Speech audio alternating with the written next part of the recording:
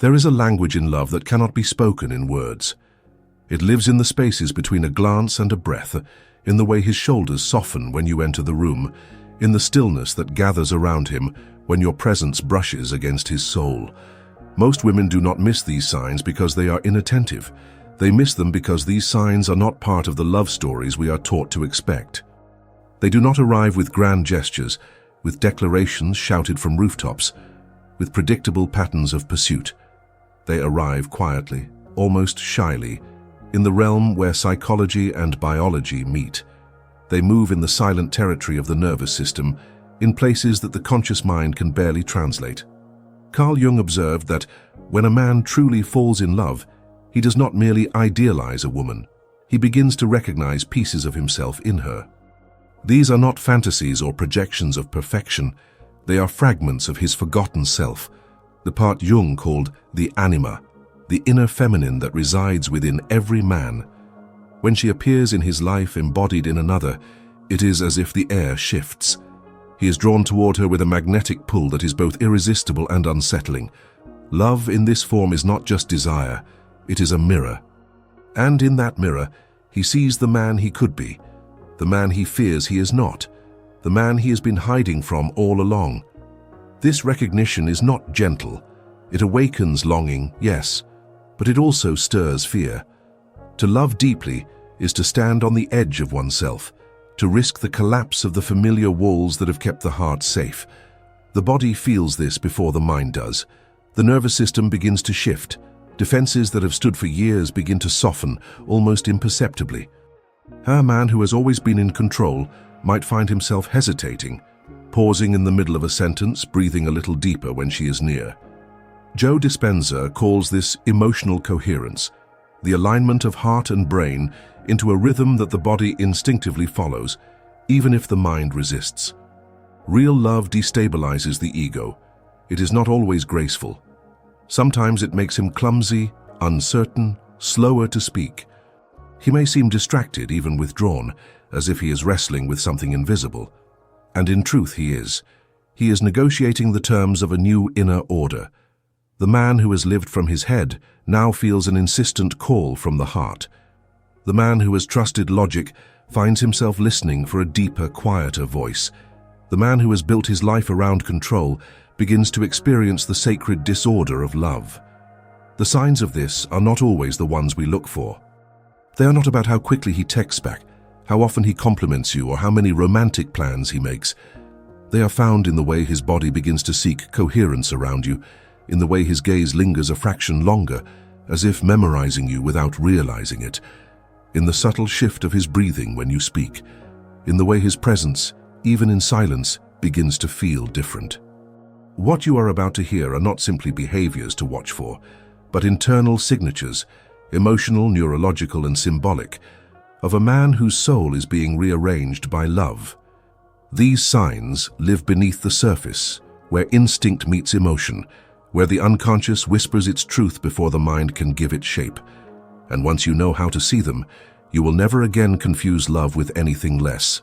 For love, when real, is not loud. It is not urgent. It is the quiet revolution that changes a man from the inside out. Silence in love has many forms. There is the silence of indifference, cold, empty, unfeeling.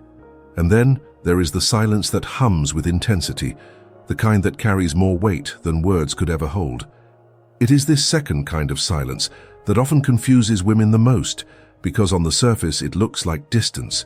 He used to call often, his words flowed easily, his presence felt constant. And then, without warning, something shifts. Messages take longer, conversations are shorter. His availability changes. It feels like something is fading. But beneath that quiet, a different truth is unfolding. Carl Jung wrote about what happens when the unconscious begins to rise into awareness, how it disrupts the structure of the ego and pulls a person into unfamiliar territory. Love is one of the most powerful catalysts for this. When a man falls deeply in love, he does not simply add you into his existing life as if you were another appointment in his schedule. Instead, something inside him is awakened, something that demands rearrangement. The safe compartments of his inner world begin to blur, The old strategies that once made him feel steady now feel insufficient. And so, rather than rushing forward, he pauses. He turns inward. From the perspective of the nervous system, this is not rejection, it is overload. The amygdala, the brain's emotional alarm system, becomes more active when vulnerability rises. In the presence of deep emotional attachment, the stakes feel higher than reason can explain. His heart recognizes your significance before his mind fully understands it, and that recognition stirs both desire and fear. In response, his system does what it has always done in moments of intense vulnerability. It seeks to regulate itself, and often, regulation begins with retreat. Imagine a man standing at the edge of a vast, deep lake. He longs to dive in, yet the depth overwhelms him. He knows he will not return from this water unchanged. That knowledge makes him step back, not because he doesn't want to swim, but because he understands the magnitude of what it means to leap. In love, this step back often looks like silence. This kind of silence is not an absence. It is an incubation. He is quietly reorganizing his internal world to make room for the gravity of what he feels. Even if he cannot explain it, he senses that this love will require more of him than any before. More truth, more vulnerability, more surrender. And so, before he steps forward again, he slows down. This slowing can be deeply unsettling if you expect love to always move in a straight line. But deep love is rarely linear. It spirals inward before it moves outward. It pauses, it hesitates, it gathers itself in the shadows. Jung might say that in these moments, the unconscious is reweaving the threads of identity to make space for the new self that is emerging in the presence of love. And so, when a man retreats in this way, the story is not of absence but of transformation in progress. The quiet is not empty. It is filled with the work of his soul, unseen but deeply felt. This is why real love so often begins in stillness rather than in constant motion. The deeper the current, the less surface waves you see. And this quiet restructuring of his inner world often leads him into the next, equally misunderstood stage of love. A stage where the gaze that once held pure certainty begins to reflect something more vulnerable. A stage where the man who once moved toward you with confidence begins to wonder if he is worthy of the place you now hold in his life. When love begins to settle into a man's bones, it does not always bring confidence. Often it brings a kind of trembling. The man who once stood sure of himself now begins to question the ground beneath his feet, not because you have diminished him, but because the reflection he now sees in your eyes is so rare, so unguarded, that it forces him to meet parts of himself he has avoided for years. This is the moment Carl Jung would call the encounter with the shadow, the collision between the self he presents to the world and the self he hides in the quiet corners of his soul. A man in this space does not feel inadequate because of a lack of love. He feels it because the love he has found is real enough to matter. It is powerful enough to strip away illusions and show him what is unfinished within him. Love becomes a mirror, and mirrors are honest. They do not soften the truth, and so what he begins to see is not only your beauty, your depth, your presence, but also the ways in which he fears he may never be enough for you. From a neurological perspective, this shift can be traced in the body's chemical dance. In the early stages of attraction, dopamine surges, fueling excitement, pursuit, and the easy flow of connection. But as emotional stakes rise, cortisol, the stress hormone, can increase. This is not the stress of incompatibility, but the stress of caring too deeply. The deeper the love, the greater the perceived risk of loss. And with that risk comes self-examination that can feel at times like self-doubt. Sometimes this shows up subtly: a hesitation before speaking, a sudden quiet when you offer praise, a tendency to overthink simple gestures. He may begin to monitor his words more closely, afraid of saying something careless. He may apologize for small things that never needed an apology. He may question whether his presence brings you as much light as yours brings him. To the untrained eye, these shifts could be mistaken for insecurity. But to the one who sees beneath the surface, they are the trembling of a man standing before something sacred. Consider the way a craftsman handles a piece of rare glass. His hands do not shake because the glass is weak. They shake because the glass is priceless. In the same way, when a man is falling deeply in love, he may handle the connection with a kind of reverence that looks from the outside like uncertainty. But it is not uncertainty about you. It is the awe of realizing that your presence is changing the architecture of his inner world. This quiet confrontation with himself is not comfortable, but it is necessary. Jung believed that no one truly loves without first meeting the parts of themselves that resist love. In this sense, his hesitation is not a sign of disconnection, but a sign that something essential is being restructured. And it is often in this tender, questioning space that another transformation begins, the awakening of a protective instinct that is not born from ego or possession, but from devotion. For when a man begins to see you as integral to his own wholeness, his love takes on a new form. It is no longer only about what he feels in your presence. It becomes about how he can shelter that presence, even if it costs him his own comfort. And this is where the next layer of deep love begins to reveal itself. When love deepens, it often shifts from the language of desire to the language of devotion.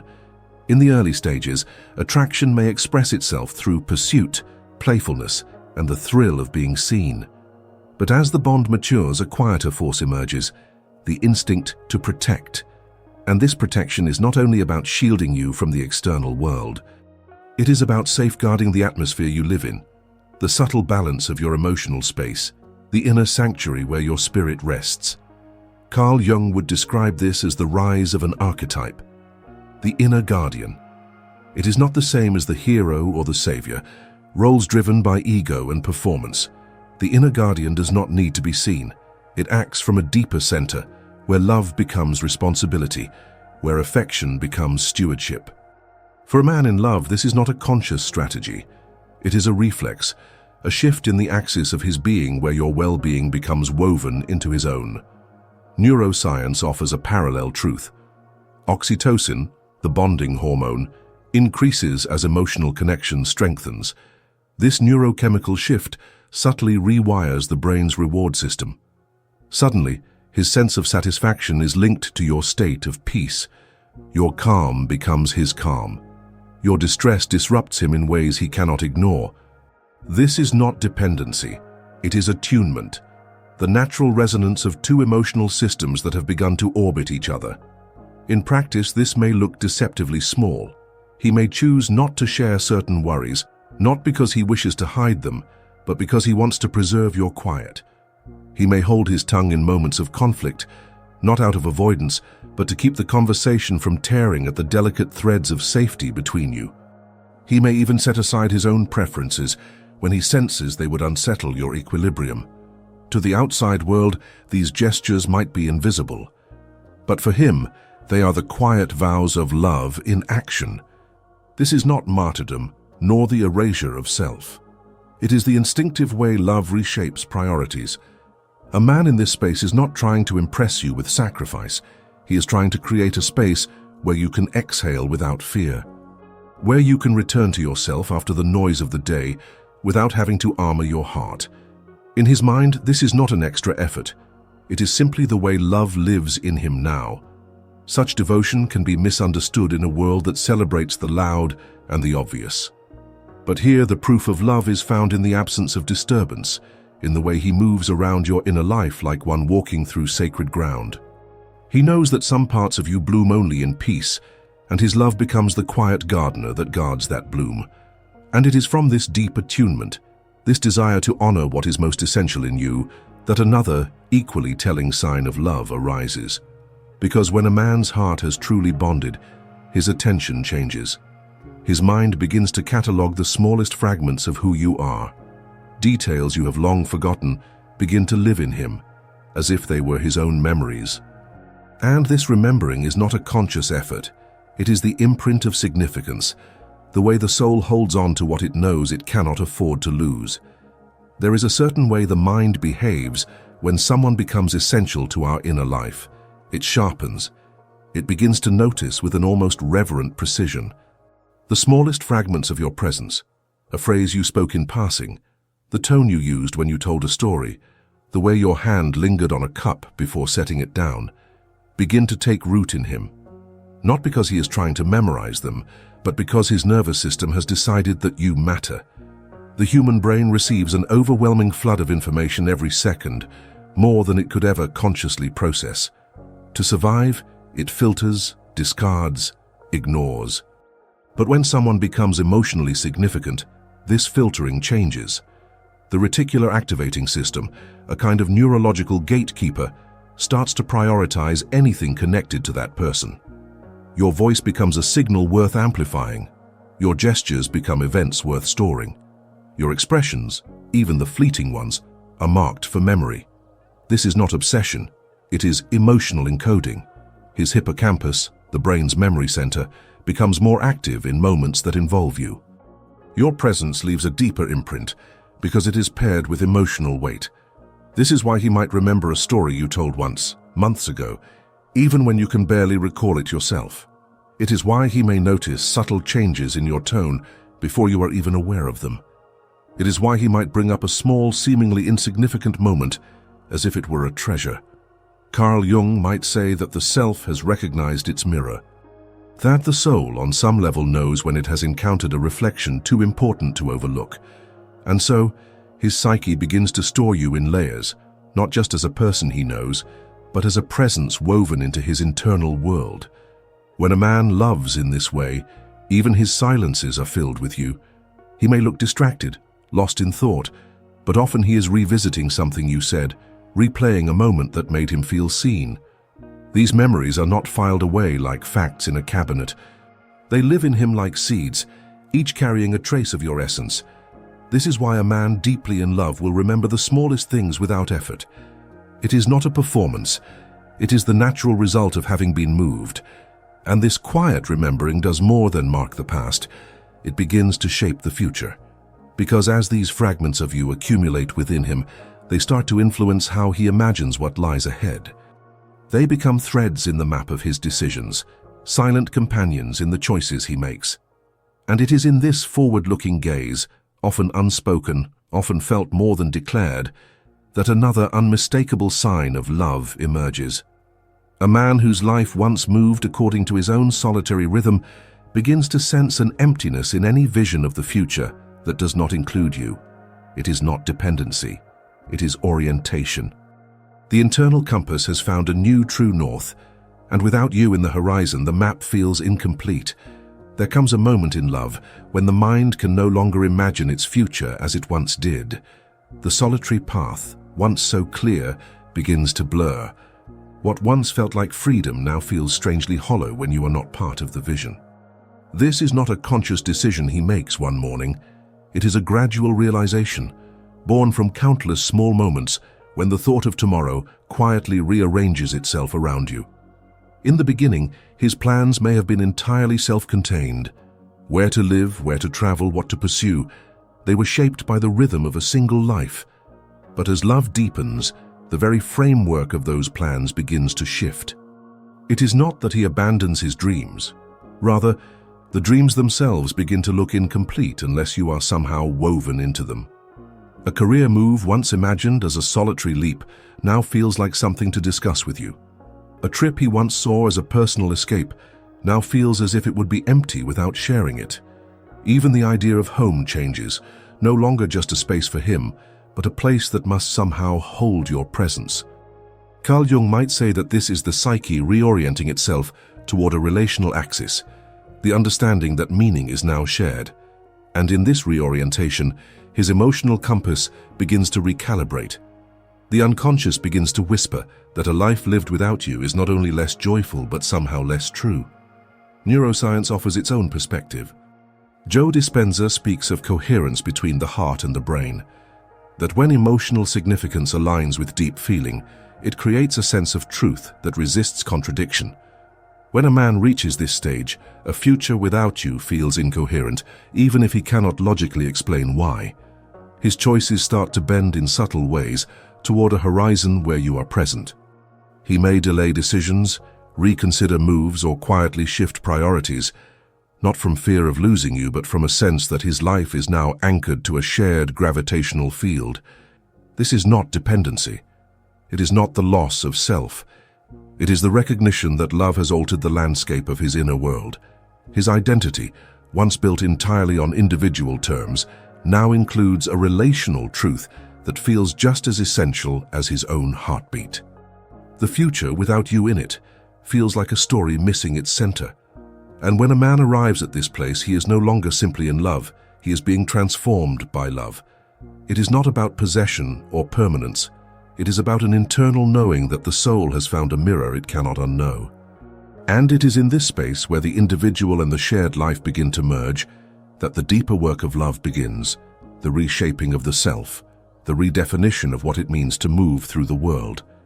From here, the path leads naturally into the final truth, that when a man is truly in love, he does not simply carry you in his heart. He allows you to change the very architecture of his being. And it is in this quiet, unseen reshaping that the deepest proof of love is found. Love, when it is real, does not simply add a new chapter to a man's life. It rewrites the very structure of his story. It does not arrive with fireworks or grand gestures alone. It works in quieter, deeper ways, softening the edges of his defenses, reshaping his priorities, and reorienting the compass of his soul toward a shared horizon. Carl Jung understood that true love is not just an emotion. It is a psychic event. It awakens the process of individuation, the slow and often uncomfortable integration of one's hidden, unclaimed parts. And when a man is deeply in love, this process does not happen in the abstract. It happens through you. Through your presence, your silence, your essence. You become the mirror in which he sees not only what he loves, but also what he must face within himself. The signs you've seen, the retreat into silence, the confrontation with feelings of inadequacy, the quiet protection of your peace, the way he remembers the smallest fragments of you, the subtle reimagining of his future, are not disconnected gestures. They are threads in the same weaving. They are the nervous system, the heart and the soul, learning to move in coherence. Joe Dispenza would say that coherence between heart and brain creates a new electromagnetic signature, a new field of being. Love, in this sense, is not only felt, it is measurable in the way it reorganizes the very energy a man carries. And yet, this is not a process he controls. Love does not ask for permission to change us.